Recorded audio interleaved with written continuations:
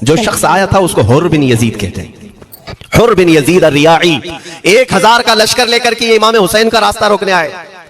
2 دن تک ادھر ادھر گھماتے رہا اور جب جب نمازیں ہوتی رہی امام حسین مصلی امامت پر ہیں اور یہ یزیدی اقتدا بھی کر رہے ہیں. ہر جماعت امام حسین کے پیچھے ہو رہی ہے. لیکن میں آپ کو بتاتا ہوں 10ویں محرم سے پہلے امام حسین نے ایک خطبہ دیا اور یزیدیوں سے کہا کیا تم میری حیثیت کو نہیں جانتے؟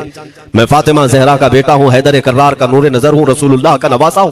میری نسبتیں کیا تمہیں نہیں معلوم؟ تم میرے خون سے اپنے ہاتھوں کو نہ رنگو. میں تمہارے پاس آپشن رکھتا ہوں، میں اس راستے سے اپنے واپس مدینے کی طرف جاتا ہوں یا کسی ساحل کی طرف یا دمشق جاؤں گا. جنگ تبا دیا اور یزیدیوں سے کہا کیا تم میری حیثیت کو نہیں جانتے؟ میں فاطمہ زہرا کا بیٹا ہوں، حیدر کرار کا نور نظر ہوں، رسول اللہ کا نواسا ہوں. میری نسبتیں کیا تمہیں نہیں معلوم؟ تم میرے خون سے اپنے ہاتھوں کو نہ رنگو.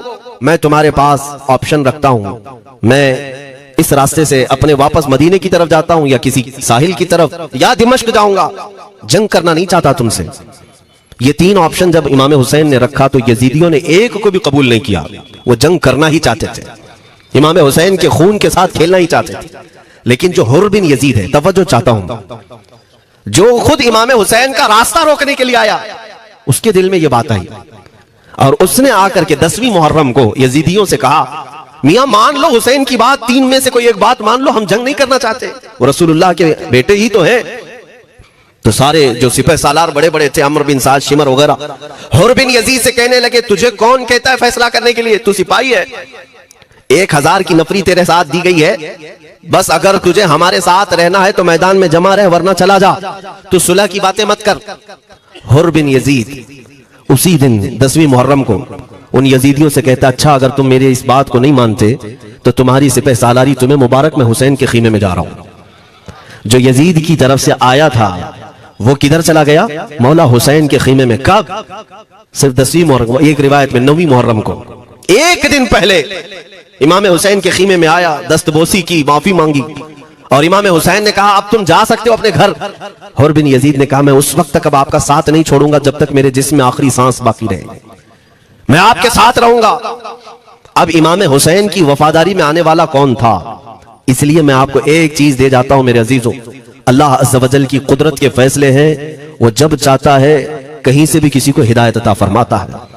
وہ باطل قوتوں کے موجود پلنے والا بچہ بھی کبھی رب تبارک و تعالی ہدایت دیتا ہے، اسے عالم بناتا ہے، اور کبھی کعبے کی چھاؤں میں پلنے والے کو مولا ابو جہل بھی بناتا ہے، گمراہ کر دیتا ہے.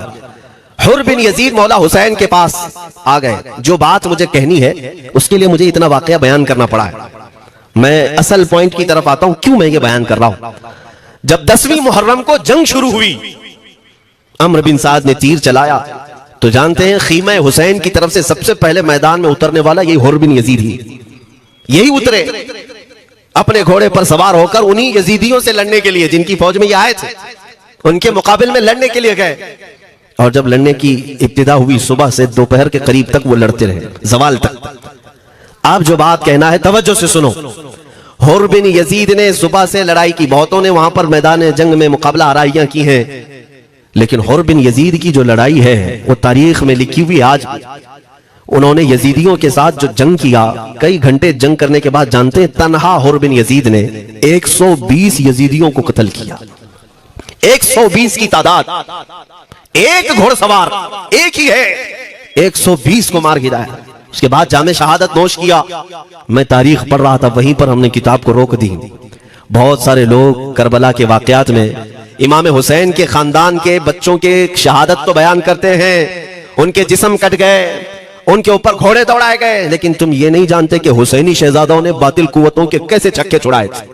ایک ایک جوان نے مقابل میں آنے والوں کو ان کی اوقات کیسے یاد دلائی تھی. اب سنو، حر بن یزید 120 کو مار گرا سکتے ہیں، وہ بھی 1 دن پہلے خیمہ حسین میں آنے والا، 1 دن پہلے خیمہ حسین میں آنے والا. بات سمجھ میں آ رہی ہے ابھی؟ جو 1 دن پہلے خیمہ حسین میں آ جائے اس کی طاقت کا حال یہ ہے، جو پیدائشی حسینی ہو اس کی طاقت کا حال کیا ہو.